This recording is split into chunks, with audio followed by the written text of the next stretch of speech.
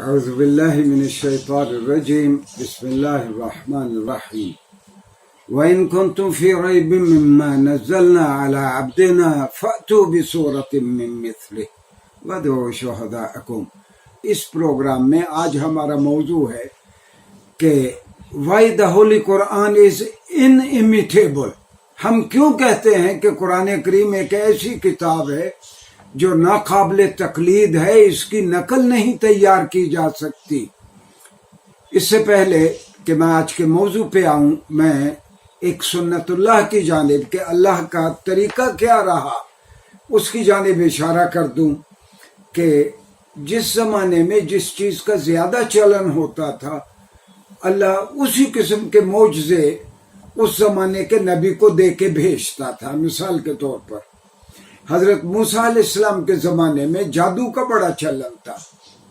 ہر گلی میں، ہر محلے میں کوئی نہ کوئی جادوگر بیٹھا ہے اور بہت بڑا جادوگر ہے۔ ہر شہر میں بڑے بڑے جادوگر ہیں، تو جادو کا بڑا چرچا تھا۔ تو اللہ تعالیٰ نے اپنے اس عظیم نبی کو، موسیٰ کلیم اللہ کو، جو معجزہ دیا وہ یہ تھا کہ آپ اپنا عصا پھینکتے وہ بہت بڑا اژدہا بن جاتا، اور جادوگر جو اپنی رسیاں پھینک کے ان کو سپولیہ بنا دیتے، چھوٹے چھوٹے سانپ بنا دیتے، اس نے ان کو ہڑپ کر لیا۔ گویا ایک ایسا معجز اور ایک ایسا ان کو لاچار کرنے والا معجزہ تھا کہ جس کے سبب جن کے دل میں کجی نہیں تھی انہوں نے کہا ہاں یہ جادو نہیں ہے، یہ اللہ کی جانب سے یہ معجزہ ہے۔ حضرت عیسیٰ علیہ السلام کے زمانے میں بہت بڑے بڑے اطباء اور طبیب تھے۔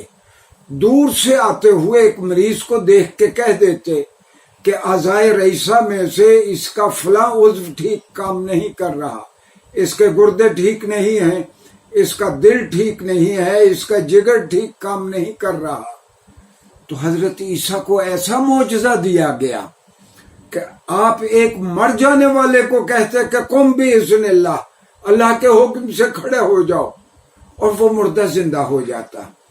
ایک برس والے کو، پھل بہری والے کو آپ اس کے منہ پہ ہاتھ پھیرتے اس کی برس ختم ہو جاتی، اس کی پھل بہری جاتی رہتی۔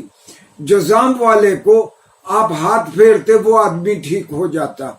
تو گویا اللہ کا طریقہ یہ رہا کہ ہر زمانے میں انبیاء کو ایسے معجزے دیے گئے۔ اچھا، رسول اللہ صلی اللہ علیہ وسلم کے زمانے میں عربوں میں زبان کا بڑا چلن تھا۔ عرب اپنے آپ کو صاحب زبان کہتے تھے، باقی سب کو عجمی یعنی گونگا کہتے تھے کہ ان کو بات ہی کرنے کا ڈھنگ نہیں ہے۔ اور عربوں کے یہاں سال ہر سال سے، صدیوں سے وہاں میلے لگتے، عکاظ کا میلہ اور بھی کئی میلے، اور جس شاعر کا کلام بہت اچھا ہوتا اس کلام کو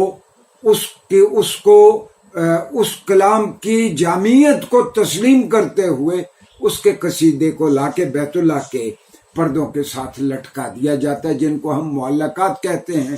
ہمارے مدارس میں بھی آج کل 7 معلقات، ایسے 7 معلقات پڑھائے جاتے ہیں جو زمانہ قبل از اسلام میں جن کو کعبہ کے ساتھ آویزاں کیا گیا تھا۔ وہ پڑھاتے ہم اس لیے ہیں کہ عربوں کے ڈکشن میں قرآن اترا، عربوں کی زبان میں اترا۔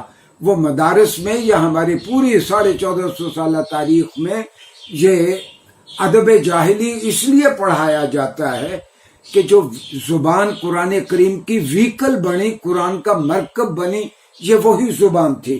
میں نے پچھلے لیکچر میں عرض کیا تھا کہ قرآن کریم نے حروف مقطعات استعمال کیا، الف لام میم، الف لام را، ہا میم عین صاد۔ کسی عرب نے ان پہ اعتراض نہیں کیا۔ اس کا سبب یہ تھا کہ یہ عربوں کا ڈکشن تھا، عربوں کے ڈکشن ہی میں قرآن اترا۔ اچھا، رسول اللہ صلی اللہ علیہ وسلم جب قرآن پڑھتے، سارے آپ کے دشمن، قرآن کے دشمن پریشان ہو جاتے۔ قرآن کی عبارتیں ایسی ہوتی جو لوگوں کو گھیر لیتی، ان کو سننے پہ مجبور کرتی۔ تو یہ عتبہ ہو، ابو جہل ہو، ابو لہب ہو، ابو سفیان ہو، اس زمانے میں یہ لوگوں کو منع کرتے کہ تم نے محمد صلی اللہ علیہ وسلم سے ملنا نہیں ہے اور اس سے قرآن نہیں سننا۔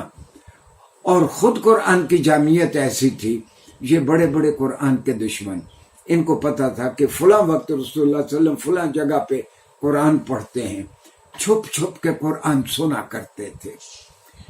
ان رسول اللہ صلی اللہ علیہ وسلم کے دشمنوں میں اور قریش کے سرداروں میں ایک بہت صاحب حیثیت اور احترام والا آدمی تھا، عتبہ بن ربیعہ۔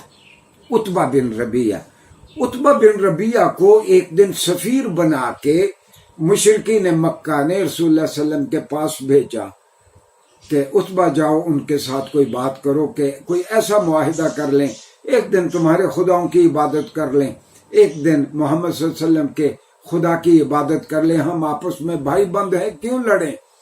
عتبہ آئے اور رسول اللہ صلی اللہ علیہ وسلم نے عتبہ بن ربیعہ کو قرآن سنایا، اور عتبہ نے واپس جا کے سرداران قریش کو کہا، خدا کی قسم جو میں نے محمد سے آج سنا ہے، نہ وہ نثر ہے، نہ وہ نظم ہے، نہ وہ کاہنوں کا کلام ہے، نہ وہ جادوگروں کا کلام ہے، اور نہ ہی وہ کوئی منتر ہیں، وہ تو ایسا کلام ہے جو انسان کا کلام محسوس نہیں ہوتا۔